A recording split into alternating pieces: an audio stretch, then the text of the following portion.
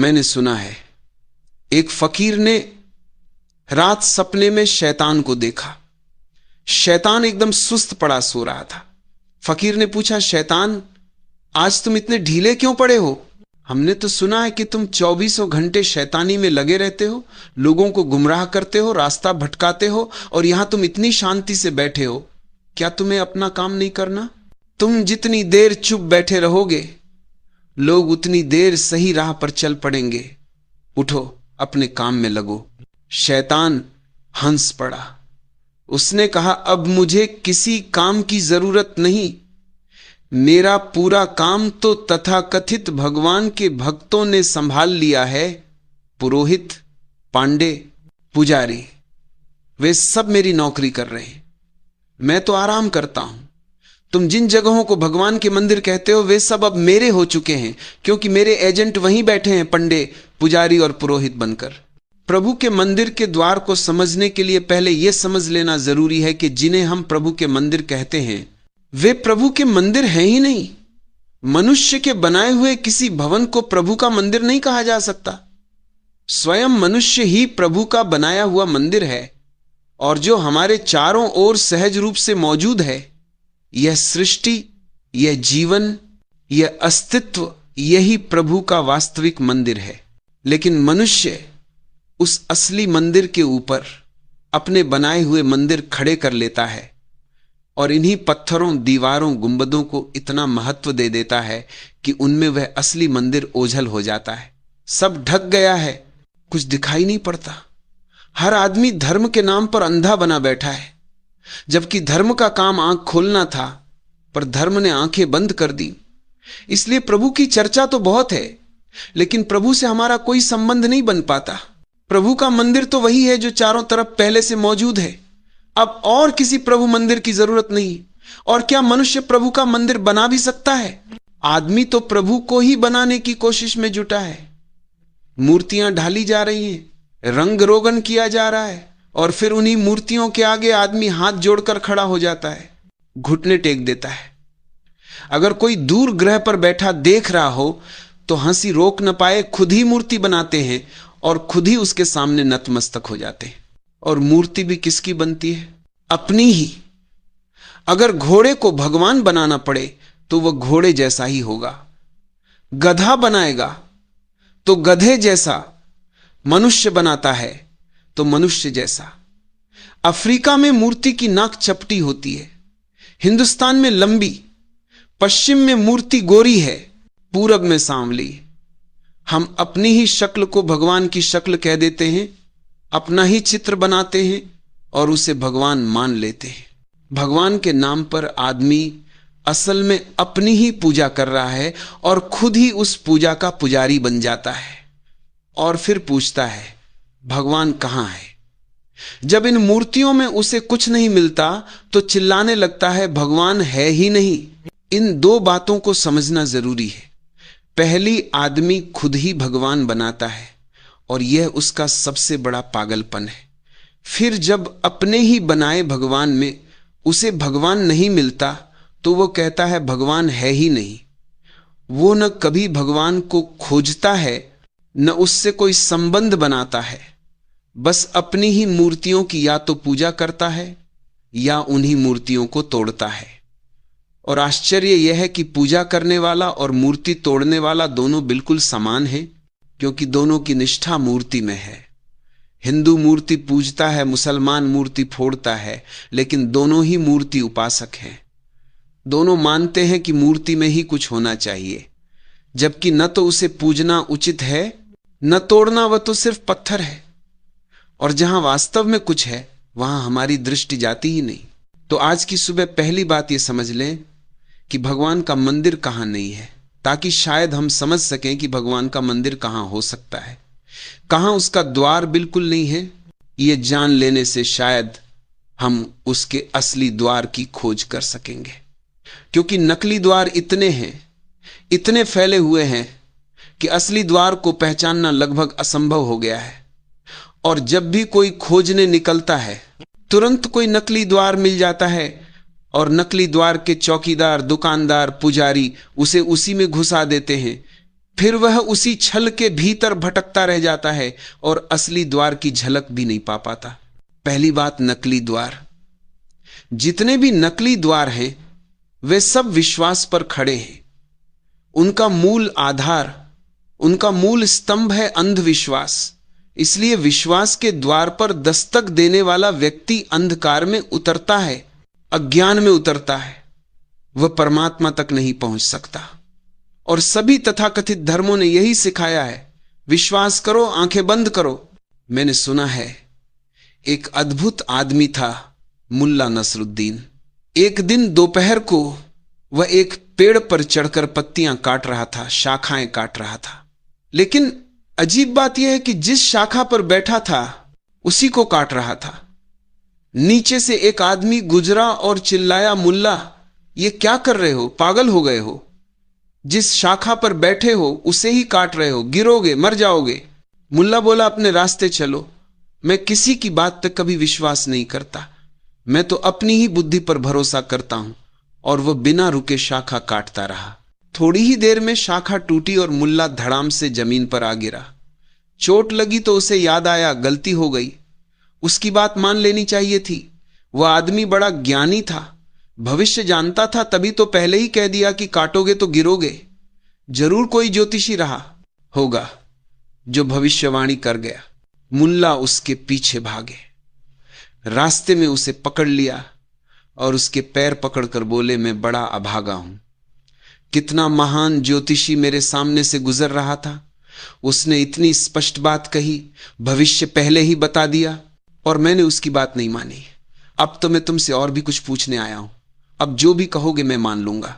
उस आदमी ने कहा, अरे मैं कुछ नहीं जानता, न मैं ज्योतिषी हूं न भविष्यवक्ता। इसका भविष्य से कोई लेना देना नहीं था, यह तो बस सीधी और साधारण बात थी कि जिस शाखा पर बैठकर उसे काटोगे तो गिरोगे ही। मुल्ला ने कहा, ये विचार विचार की बातें मत करो, मैंने अपना विचार लगा लिया और गिर पड़ा, मेरी हड्डियां टूट गई, अब मैं विश्वास ही करूंगा, तुम बस इतना बता दो मेरी मृत्यु कब आएगी। आदमी बोला, पागल हो गए हो क्या, मुझे कुछ भी पता नहीं, मैं कोई ज्योतिषी नहीं हूं। पर जितना वह बचने की कोशिश करता, मुल्ला उतना ही आश्वस्त होता गया कि यह आदमी सच्चाई छिपा रहा है। ना समझ तो वह था ही, तभी तो उस शाखा को काट रहा था जिस पर बैठा था। अब उसी नासमझी में उसने उस आदमी को पकड़ा और जोर देकर कहा, मैं तुम्हें जाने नहीं दूंगा जब तक तुम ये न बता दो कि मेरी मृत्यु कब होगी। आखिरकार उस आदमी का धैर्य टूट गया। क्रोध में उसने चिल्लाकर कहा, अभी मर जाओगे, अभी मर जाओगे, मेरा पीछा छोड़ो। मुल्ला ने बस इतना सुना, अभी मर जाओगे, और तुरंत विश्वास कर लिया कि यह ज्योतिषी की अंतिम भविष्यवाणी है। मुल्ला वहीं धड़ाम से गिर पड़े और मरने की मुद्रा में लेट गए। 4 लोग इकट्ठे हुए। मजबूरी में उसी आदमी को भी अर्थी उठाने में शामिल होना पड़ा। चलते चलते वो आदमी हैरान था, यह कैसा पागल है, सचमुच मर ही गया। जब चारों अर्थी लेकर चौराहे पर पहुंचे, वहां 2 रास्ते थे, एक बाएं तरफ मरघट जाता था, दूसरा दाएं तरफ। अब सब सोच में पड़ गए कि कौन सा रास्ता छोटा है। तभी मुल्ला ने अर्थी के अंदर से सिर उठाया और बोला, मैं बता सकता था, लेकिन चूंकि मैं मर चुका हूं इसलिए कुछ बोल नहीं सकता। हां, जब मैं जिंदा था तब मैं बाएं वाले रास्ते से जाता था, वो करीब है। यह सुनकर चारों ने अर्थी पटक दी और चिल्लाए, मुल्ला तुम बिल्कुल पागल हो। मुल्ला ने गंभीरता से कहा, पहली बार विचार करके धोखा खा चुका हूं, अब मैंने विश्वास करना सीख लिया है, इसलिए अब मैं मान चुका हूं कि मैं मर गया हूं। मुल्ला की समस्या यह थी कि उसने न पहली बार सोचा न दूसरी बार। पहली बार वो विचार में था, अगर सोचता तो जिस शाखा पर बैठा है उसे न काटता। वो अविचार उसे चोट दे गया। दूसरी बार वो डर के कारण अंधे विश्वास में डूब गया और विश्वास करते करते जिंदा होते हुए भी मरने की कोशिश करने लगा। सच तो यह है कि मनुष्य को सबसे ज्यादा नुकसान अविचार देता है। जो आदमी सोचता नहीं वह रास्ता खो देता है, और जो आदमी दूसरों की सोच को अंधेपन में मान लेता है वह भी भटक जाता है। जीवन में चलना है तो अपनी बुद्धि, अपनी समझ, अपना विचार चाहिए। दूसरों की आंखों से देखोगे तो अंधे ही रहोगे। परमात्मा का मार्ग भी उसी के लिए खुलता है जो अपने भीतर रोशनी जलाता है। हम दो ही भूलें करते हैं, या तो सोचते नहीं हैं और अंधे की तरह जीते हैं, या दूसरों पर भरोसा करके अंधे की तरह जीते रहते हैं। पर दुर्भाग्य यह कि आंखें हम कभी नहीं खोलते। दुनिया आज तक अविचार में जीती रही है, और इस अविचार में डूबी हुई दुनिया से यह कहा जा सकता है कि तुम्हारे सारे दुख, तुम्हारी सारी उलझने अविचार की ही देन है। आओ हम तुम्हें विचार देते हैं, लेकिन ध्यान रखना, विश्वास का अर्थ है दूसरे के द्वारा दिया गया विचार, और जो विचार बाहर से दिया जाता है वो किसी व्यक्ति की आत्मा को जगाता नहीं बल्कि सुला देता है। मनुष्य तो उसी से जागता है जो स्वयं उसके भीतर उठता है। जिस विचार पर मन के भीतर मंथन होता है उसी से रोशनी पैदा होती है, किंतु विश्वास ने इस मंथन की सभी संभावनाएं छीन ली हैं। हर तरफ यही शिक्षा दी जा रही है, श्रद्धा करो, विश्वास करो, सोचो मत। दूसरा जो कह गया है उसे मान लो। कोई तीर्थंकर कह जाए तो मान लो, कोई पैगंबर कह दे तो मान लो, कोई महात्मा बोले तो मान लो, कोई स्वयं को ईश्वर का पुत्र कह दे तो भी मान लो। बस तुम मत सोचना तुम न तीर्थंकर हो, न पैगंबर, न ईश्वर के पुत्र। ये बात बार बार समझाई जा रही है ताकि तुम सोचने का साहस ही न करो। और इस संसार में कुछ लोगों ने तीर्थंकर होने का, पैगंबर होने का, अवतार होने का लगभग ठेका सा ले रखा है, लेकिन सत्य कुछ और है। यदि दुनिया में एक भी व्यक्ति तीर्थंकर हो सकता है तो हर व्यक्ति तीर्थंकर हो सकता है। फर्क केवल इतना है कि कोई जागा हुआ है और कोई अभी सोया हुआ है। यदि एक भी व्यक्ति ईश्वर का अवतार हो सकता है तो सभी व्यक्ति ईश्वर के अवतार हैं, चाहे वे अज्ञान में सोए हों या ज्ञान में जागे हों। यदि कोई एक मनुष्य ईश्वर का पुत्र है तो हर मनुष्य ईश्वर का पुत्र है। परंतु दुनिया यही सिखाती रही है। कुछ चुनिंदा लोग ईश्वर द्वारा चुने गए हैं, बाकी सबका काम सिर्फ इतना है कि आंखें बंद करके उन्हें मानो। यही वजह है कि मनुष्य को यह देखने ही नहीं दिया गया कि परमात्मा सबके भीतर है। नेता हमेशा दूसरों के अंधेपन पर जीता है। जितने ज्यादा लोग अंधे हों उतना बड़ा नेता खड़ा हो सकता है, और अगर समाज में अंधों की भीड़ बढ़ जाए तो नेताओं की भीड़ भी बढ़ जाती है। लेकिन जिस दिन लोगों की आंखें खुल जाती हैं, सोच जागती है, विवेक लौट आता है, फिर न नेता बचता है, न धर्मगुरु, न राजगुरु, न सामाजिक गुरु, फिर हर इंसान खुद का नेता बन जाता है। दुनिया को ऐसी ही आजादी चाहिए जहां मनुष्य अपनी जिंदगी का स्टीयरिंग खुद संभाले और किसी को उसके सिर पर मालिक बनकर न बैठना पड़े। लेकिन नेताओं को इससे सबसे ज्यादा डर लगता है, इसलिए वे लगातार यही सिखाते रहते हैं, सोचना मत, विचार मत करो। सोचना खतरनाक है, जोखिम भरा है। और यह बात सिर्फ नेता ही नहीं कहते, पिता भी यही सिखाता है। मैं अनुभवी हूं, मैं जानता हूं, वही ठीक है जो मैं कहता हूं। मां भी यही दोहराती है। स्कूल का शिक्षक भी, दुकानदार भी, विज्ञापनदाता भी, सिनेमा वाला भी और राजनीतिक नेता भी, हर कोई कह रहा है मेरी बात सही है, मेरा रास्ता सही है, और तुम्हें बस आज्ञाकारी होना है। अगर मान लिया तो तुम अच्छे हो, अगर सवाल पूछ लिया तो तुम गलत, अगर विद्रोह किया, अगर सोचा तो तुम असभ्य, बागी, गलत आदमी कहलाओगे। धीरे धीरे ये पूरी मशीनरी, घर से लेकर स्कूल तक, समाज से लेकर राजनीति तक, हर जगह यही कोशिश करती है कि इंसान की आत्मा बंदी बनी रहे। वह सोच न सके, वह प्रश्न न कर सके, वह अपनी रोशनी खुद न खोज सके। और आश्चर्य यह है, जो लोग हमें बंदी बनाए हुए हैं, हम उन्हें ही अपना मार्गदर्शक मान लेते हैं। एक मित्र ने मुझे एक किताब दी और उस किताब में एक कहानी थी, बहुत सरल लेकिन बेहद प्रीतिकर। यह कहानी आपने भी सुनी होगी, हाँ, वही टोपियों वाले सौदागर की कहानी, लेकिन आपने शायद इसे आधा ही सुना है। मेरे मित्र ने यह कहानी पूरी की। कहानी कुछ यूं है, एक सौदागर था, टोपियां बेचकर अपनी रोजी कमाता था। दूर के बाजार से लौटते वक्त थककर एक पेड़ के नीचे सो गया। उसकी टोकरी भरी थी सफेद खादी की टोपियों से। इधर पेड़ पर बैठे बंदरों ने मौका देखा, उतरकर सारी टोपियां उठा लीं और पेड़ पर चढ़कर अकड़ के साथ पहन लीं। अब बंदर ठहरे बंदर, और ऊपर से खादी की टोपी सिर पर आ जाए तो उनकी अकड़ और बढ़ जाती। सौदागर की आंख खुली तो टोकरी खाली। उसने ऊपर देखा, सारे बंदर उसकी ही तरह टोपियां लगाए बैठे हैं। लेकिन सौदागर हंसो, कहा घबराओ मत, बंदरों से टोपियां वापस लेना बहुत आसान है। उसने अपनी टोपी उतारी और जमीन पर फेंक दी, और जैसा कि बंदर करते हैं नकल, उन्होंने भी अपनी टोपी उतारी और नीचे फेंक दी। सौदागर ने सभी टोपियां उठा लीं और घर लौट गया। हम सब यहीं तक कहानी जानते हैं, लेकिन मेरे मित्र ने इसका बाकी हिस्सा लिखा है, और वही असली कहानी है। वह सौदागर बूढ़ा हो गया और उसका बेटा जवान। बेटे ने भी वही धंधा अपनाया, टोपियां बेचने का। जैसा अक्सर होता है, नालायक बेटे हमेशा वही करते हैं जो उनके बाप करते रहे हैं। समझदार बेटे आगे बढ़ने की हिम्मत करते हैं, और समझदार बाप यही चाहता है कि बेटा उससे आगे जाए। लेकिन नासमझ बाप, वो कहता है जहां मैं रुका तुम भी वहीं रुक जाना। उसकी एक अदृश्य लक्ष्मण रेखा होती है, मैं जिन सीमाओं से आगे नहीं गया तुम भी मत जाना, तुम मुझसे ज्यादा समझदार नहीं हो सकते। हर बाप कहता तो यही है कि मैं चाहता हूं बेटा आगे बढ़े, पर सच्चाई यह है कि वह उसे अपने बराबर तक बढ़ते हुए देख सकता है, अपने आगे नहीं।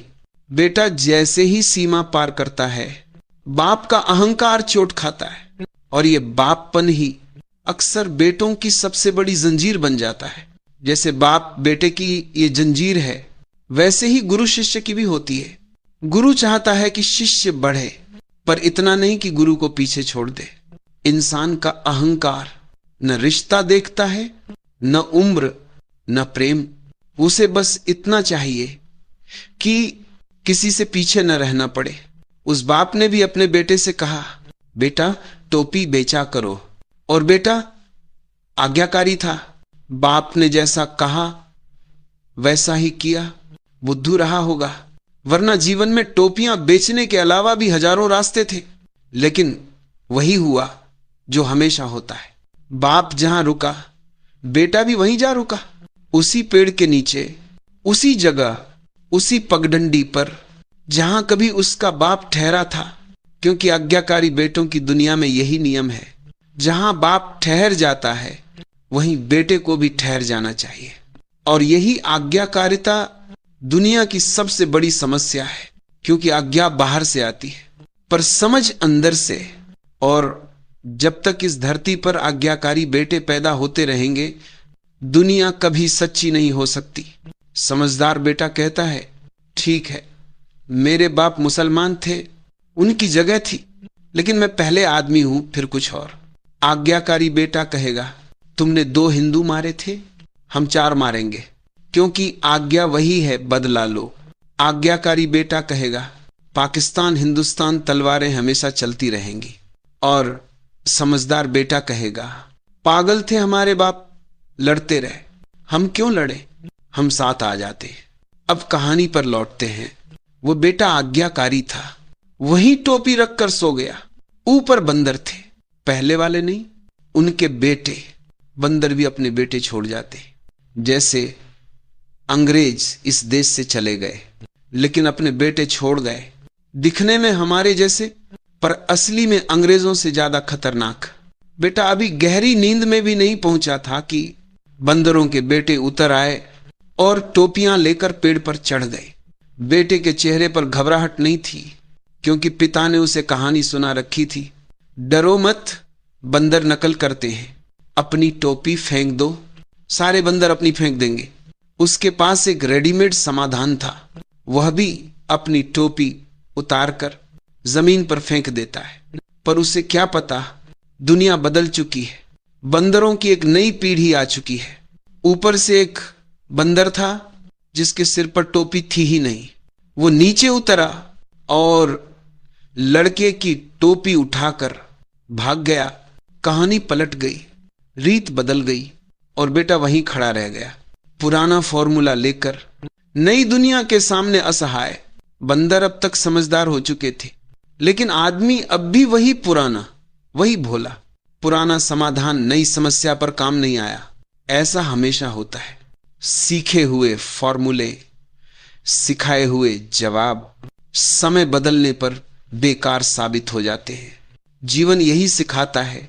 समाधान किसी और से मत सीखो, अपने भीतर बुद्धि जगाओ, तभी समाधान स्वतः आएगा। दुनिया धार्मिक इसलिए नहीं बन पाती क्योंकि धर्म के उत्तर सिखाए जाते हैं, तोतों की तरह रटाए जाते हैं। जब तक उत्तर रटाए जाते रहेंगे, धर्म कभी क्रांति नहीं बन सकता। धर्म कोई किताब नहीं, धर्म एक जागरण है, एक ऐसी क्रांति जिसकी शुरुआत वहीं होती है जहां हर व्यक्ति के भीतर प्रज्ञा का एक दिया जल उठे, जहां हर इंसान अपनी रोशनी में खुद देखे, खुद समझे, खुद सोचे। लेकिन अब तक जिसे हम धर्म कहते हैं, वह प्रज्ञा के दिए को जलने ही नहीं देता। वो कहता है तुम अपना दिया बुझाए रखो ताकि गुरु का दिया चमकता हुआ दिखे। सब अपने भीतर अंधेरे में रहे, तभी गुरु की रोशनी बड़ी दिखती है। जैसे ही एक एक दिया जलता है, गुरु की दुकान बंद हो जाती है। इसलिए शिष्यों की भीड़ असल में बुझी हुई बातियों की भीड़ है। जितने अधिक अंधे उतना बड़ा गुरु। और जब तक हर इंसान का अपना दिया नहीं जलता, दुनिया बदलने वाली नहीं। एक आध बुद्ध, एक आध महावीर, एक आध कृष्ण, इनसे कोई फर्क नहीं पड़ता, बल्कि उनका होना हमें और बेचैन करता है। क्योंकि जब वे भीतर जलते हैं, हम सोचने लगते हैं जो इनके भीतर हुआ, क्या वह मेरे भीतर भी हो सकता है? और यहीं से बेचैनी शुरू होती है, और इस बेचैनी का फायदा उठाते हैं संप्रदाय, गुरु, मठ, मंदिर और किताबें। हर कोई हमें पकड़ लेता है और हम बंध जाते हैं। दुनिया में कुछ दुर्लभ लोग हुए हैं और उन्हें देखकर लगता है कि सारा मानव ऐसा हो सकता है, लेकिन यह संभव नहीं, क्योंकि हर किसी के ऊपर विश्वास का एक कारागृह रखा हुआ है। हम सब अपने विश्वासों में कैद हैं। दीवार इन पत्थर की हो तो दिखाई देती है, लेकिन विश्वास की दीवार वो अदृश्य है, फिर भी सबसे मजबूत। आप किसी के पास बैठे, आपको पता है आप हिंदू हैं, बगल वाला मुसलमान, बीच में कैसी दीवार है जो दिखाई नहीं देती, फिर भी दो लोगों को मीलों दूर कर देती है। हमारे विश्वास हमारे कारागृह हैं। हम उधार लिए हुए विचारों में बंधे हैं, उधार की मान्यताओं में जी रहे हैं। यह बोरोड माइंड हमें कभी प्रभु के द्वार तक नहीं ले जा सकता। प्रभु के द्वार तक पहुंचने के लिए अपना चित्त चाहिए, स्वतंत्र, मुक्त, सोचशील, खोज करने वाला, साहसी। लेकिन भय यह है, विश्वासी डरता है कि अगर मैं खुद खोजने गया और मुझे कुछ न मिला तो क्या होगा। यही डर उसे दूसरों के उत्तरों का गुलाम बनाए रखता है। मैं आपसे बस इतना कहता हूं, अगर कोई खुद खोजने निकले और उसे कुछ न भी मिले, तब भी वो बहुत कुछ पा लेता है। और जो खोजे बिना ही सोच ले कि उसने पा लिया, वो खाली है, बिल्कुल खाली। सवाल पाने का नहीं है, सवाल खोज से गुजरने का है। सवाल उस यात्रा का है, उस आग का है जिससे तुम्हारा पूरा अस्तित्व तपता है। सत्य कहीं रखा नहीं है कि तुम वहां पहुंचोगे, उठा लोगे और अपनी तिजोरी में बंद कर लोगे। सत्य तो उस प्रक्रिया में है, उस तीव्र विचार की आग में जिससे तुम गुजरते हो। जैसे सोना आग से गुजरता है तो कहीं बाहर जाकर शुद्ध नहीं होता। शुद्धता कोई दूसरी जगह नहीं रखी हुई। सोने का आग से गुजरना ही उसका शुद्ध होना है। उसी आग में उसकी सारी मिलावट जल जाती है।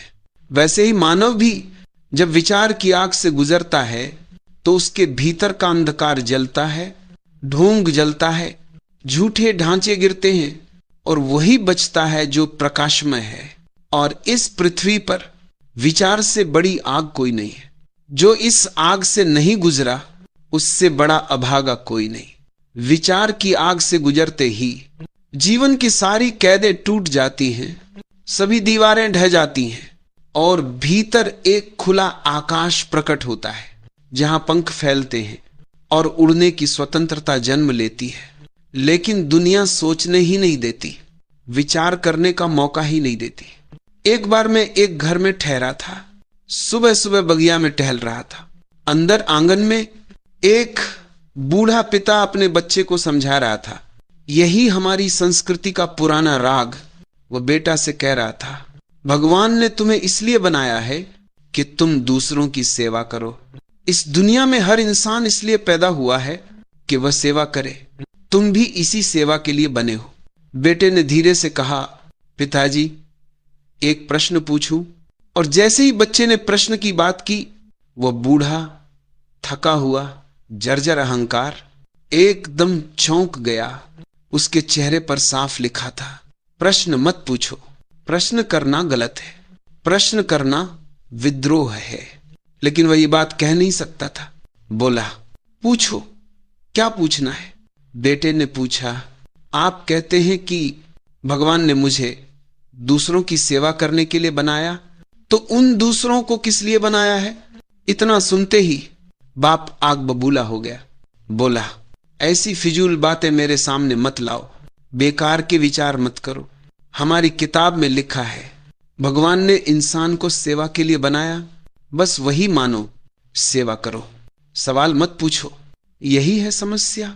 जहां सवाल जन्म लेता है वहीं परंपरा कांप जाती है, क्योंकि सवाल आत्मा की आजादी का पहला कदम है। कुछ भी कहने से पहले यह समझ लेना जरूरी है कि प्रभु का द्वार कोई साधारण द्वार नहीं है। वह उन मंदिरों का द्वार भी नहीं है जिन्हें हम आज मंदिर कहते हैं।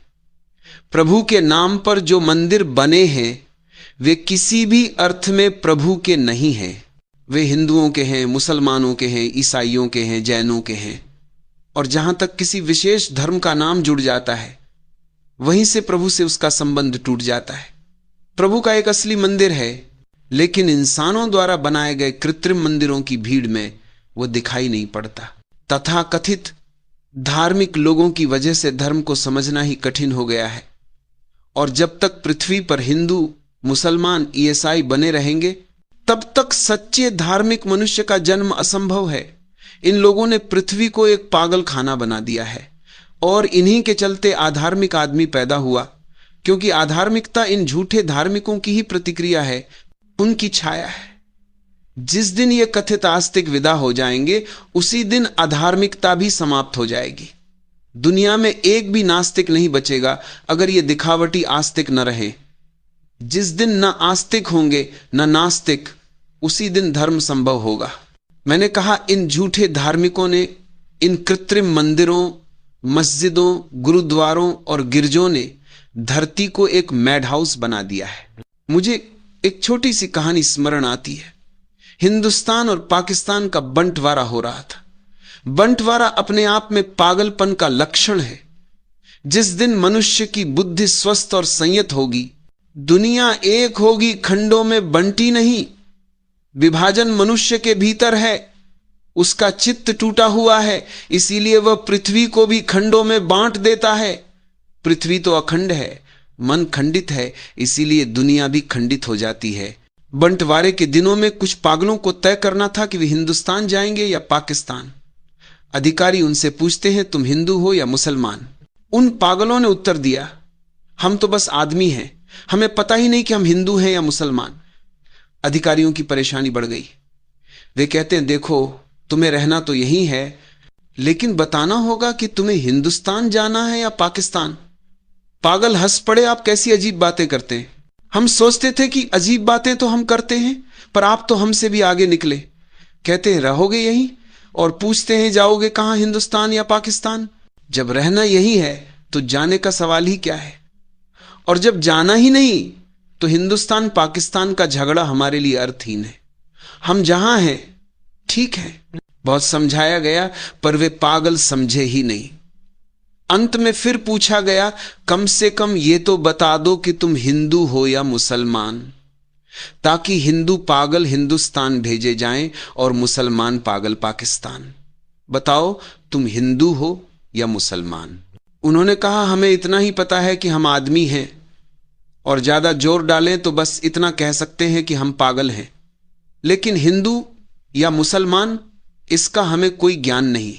जब कोई उपाय न बचा तो अधिकारियों ने पागल खाने के बीच में एक रेखा खींच दी। आधा हिस्सा पाकिस्तान हो गया, आधा हिंदुस्तान। पागलों को भी दोनों तरफ बांट दिया गया, बीच में दीवार खड़ी कर दी गई।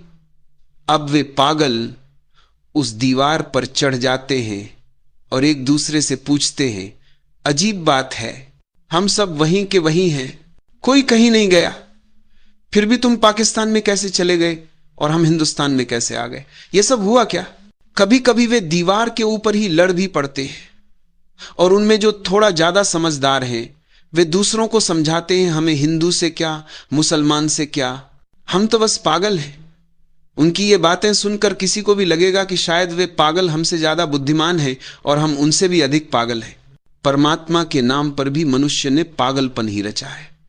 परमात्मा के नाम पर 5000 वर्षों में जो कुछ हुआ है, अगर उसका हिसाब लगाया जाए तो संदेह होता है क्या ये प्रार्थनाएं वास्तव में परमात्मा के द्वार पर हुई थी या किसी और ही द्वार पर, या किसकी दहलीज पर हो रहा था।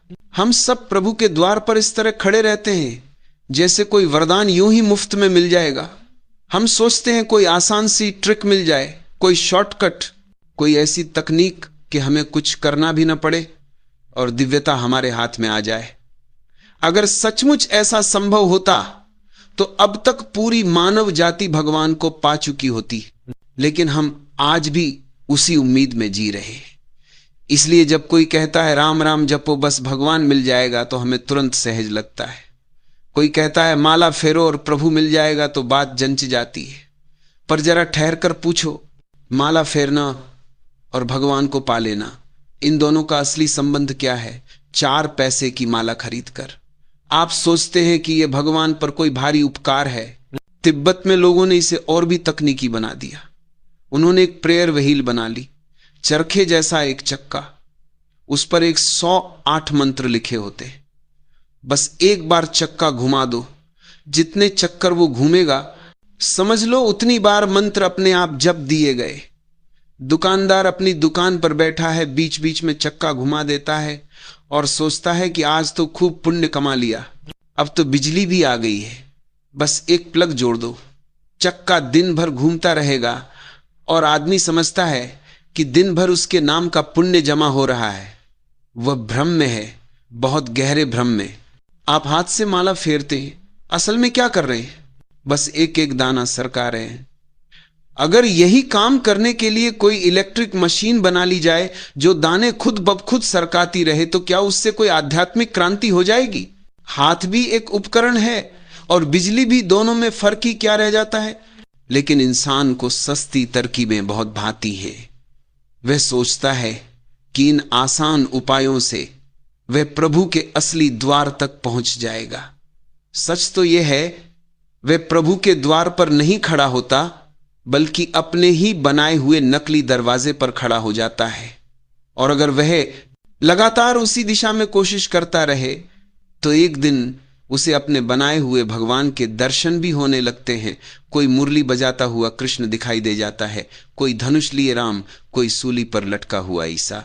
कल्पना कल्पना कल्पना, और फिर वही कल्पना स्वप्न बन जाती है और स्वप्न इतना वास्तविक लगने लगता है कि आदमी कह उठता है, हां भगवान मेरे सामने है। लेकिन ये भगवान असली नहीं होते, ये आपके ही भीतर निर्मित भगवान होते हैं। फर्क बस इतना है, कोई मनुष्य पत्थर की मूर्ति बनाता है और कोई अपने दिमाग में कल्पना की जो भगवान आप बनाते हैं वे भगवान कभी भगवान नहीं होते। सच के भगवान को पाने के लिए अपने आप को मिटाना पड़ता है, और कल्पना के भगवान को पाने के लिए अपने अहंकार को और मजबूत करना पड़ता है, क्योंकि वही अहंकार उन्हें गढ़ता है। ये दोनों रास्ते एक दूसरे के बिल्कुल उलट हैं। सत्य के लिए मैं मिटना पड़ता हूं और झूठ के लिए मैं और भी ज्यादा बनना पड़ता हूं, और यही जगह है जहां अहंकार अपनी सारी अकड़ दिखाता है। मैंने सुना है एक महात्मा को कभी कृष्ण के मंदिर में ले जाया गया। नाम मैं नहीं लूंगा, क्योंकि इस देश में नाम ले लेना ही अपने आप में जोखिम है। लोग इतने संवेदनशील, इतने कमजोर हो चुके हैं कि सच कहने से पहले ही डर लगने लगता है कि कहीं किसी की भावनाएं बिखर न जाएं। पर आप समझ जाएंगे कि बात किस महात्मा की है। वृंदावन के मंदिर में जब उन्हें ले जाया गया तो वे अंदर गए, मूर्ति को देखा और तुरंत कह दिया, मैं इस मुरली वाले भगवान के आगे सिर नहीं झुका सकता। मैं तो धनुष उठाए हुए भगवान के आगे ही नतमस्तक हो सकता हूं। पहले धनुष दो उनके हाथ में, तब मैं सिर झुकाऊंगा। देखने की बात है, यहां भक्त भगवान के सामने नहीं झुक रहा, बल्कि भगवान के सामने शर्तें रख रहा है। जैसे कह रहा हो, तुम इस पोज में खड़े हो, इस आसन में, इस ढंग से, तब मैं सिर झुकाऊंगा। तो फिर सिर किसका झुका, भक्त का या भगवान का? असल में झुका तो अहंकार है। भक्त कहता है पहले तुम झुको, पहले तुम हमारी शर्त मानो, तब हम समर्पण करेंगे। और यही भ्रम है, असली भगवान को झुकाया नहीं जा सकता। उनके सामने तो आपको ही झुकना पड़ेगा। लेकिन नकली भगवान, उन्हें आप जैसा चाहे वैसा बना सकते हैं। मोर मुकुट लगाना हो तो लगा लो, बांसुरी पकड़ानी हो तो पकड़वा दो, मन हुआ तो धनुष थमा दो।